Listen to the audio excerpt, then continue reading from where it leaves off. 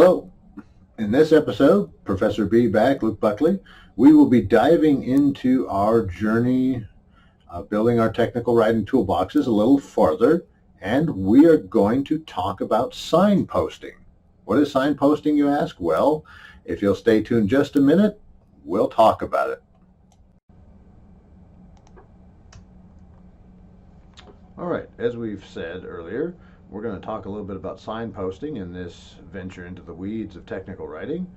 How do we make sure our readers do not get lost in our writing? And that's what we're after. Signposting are words and phrases that help us articulate the structure of our document or our piece of writing, and we also give the reader that roadmap so they do not get lost when trying to figure out what we're trying to tell them. Okay, let's jump in. We generally understand signs as we walk around, as we drive around. We see them everywhere. You can't look any direction without seeing a sign that represents something of interest or importance to you. Simple as trying to cross the street. You have the don't walk, the walk. If you are hungry, you see the golden arches of McDonald's and you start going, oh, I want to have some food. Okay? So we understand that in the sense of our real world. We also understand some markers in our writing. Okay? Books have title pages. That draws us in. You've heard the old phrase, don't judge a book by its cover. Here I've put up The Cat in the Hat. If you ever read this as a child, you know it's a fun story. Thing 2 and Thing 1. They can do everything under the sun, right? And then we have, in our writing, we have tables of contents, which refer to pages on which we have stuff. That's a sort of roadmap. And make sure your document always had page numbers on it. I mention that because I've had people turn in documents without page numbers. Very puzzling to me. And then in our text, we have other markers. On the far right-hand side, we have in-text citations, and then we have our references list. Oddly enough, this has nothing to do with signposting. I'm just giving you an overview of things that you're aware of. Well, let's look into it a little bit more here. Okay? We signpost a lot in our introductions. Let's look at some things here. In the introduction, we generally want to give the reader a sense of what we are doing, what we are talking about, why are we talking about it. And then we will move on to essentially what I would call a preview. It is the trailer, teaser trailer, maybe of what's to come in the document. You're going to tell them about what? Say we were talking about dragon wingspan in high mountain valleys and the best way to approach flying. Okay? We would indicate to the reader that's what we're talking about. And then we might tell them what we think our findings are or what they might find interesting. If they continue reading, we found that the larger dragons tend to have more trouble because there's less room in the valley for them. Then we provide some support for our position. Okay? We do the research, we report on it. And then we make sure to give them a roadmap through the text. And we'll have some slides coming up shortly on how we might do that. Once we're done with our document, we have conclusions. And this is another place in which we can give some signposting. Okay? They always say the format is tell them what you're going to tell them what you want to tell them, and then tell them what you told them. The conclusion is that last part.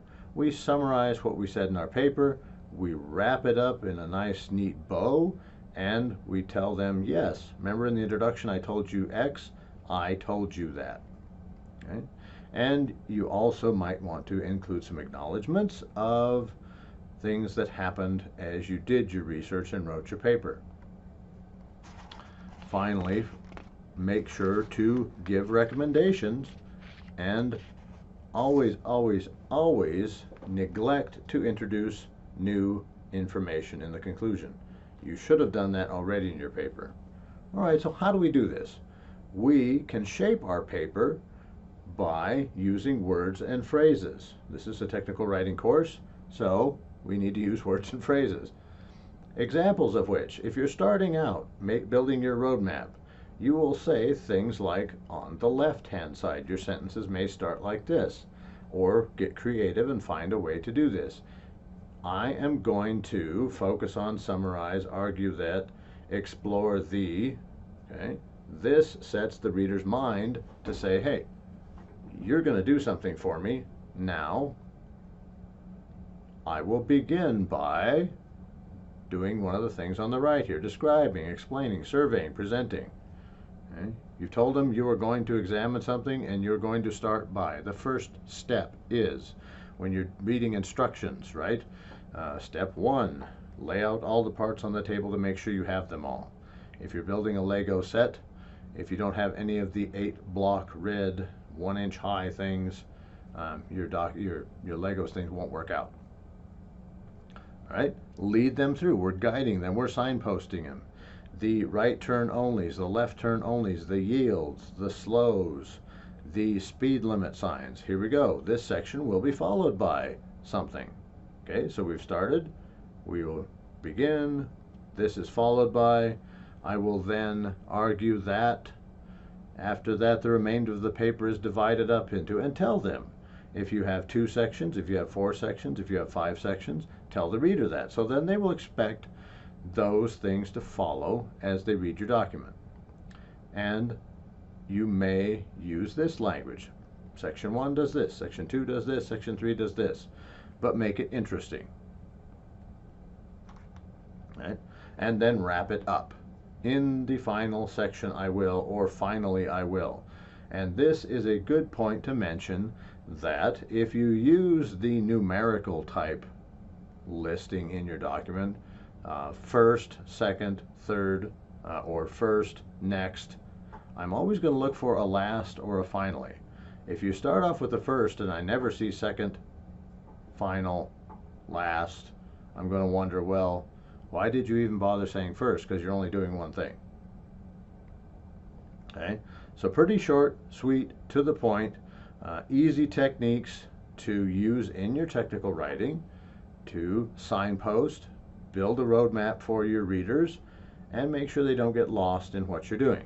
As the slide here says, sing a doo-wop, diddy-diddy-dum, diddy-doo.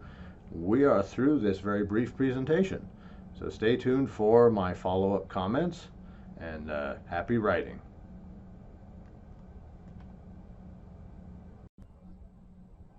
Well, did you learn something?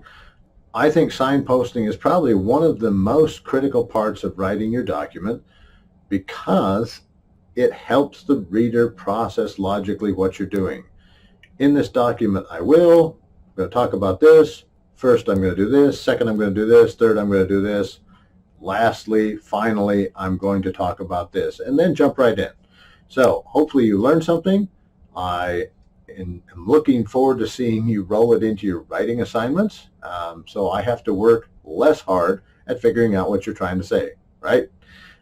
This is Professor B out for this episode, and please stay tuned for more exciting adventures.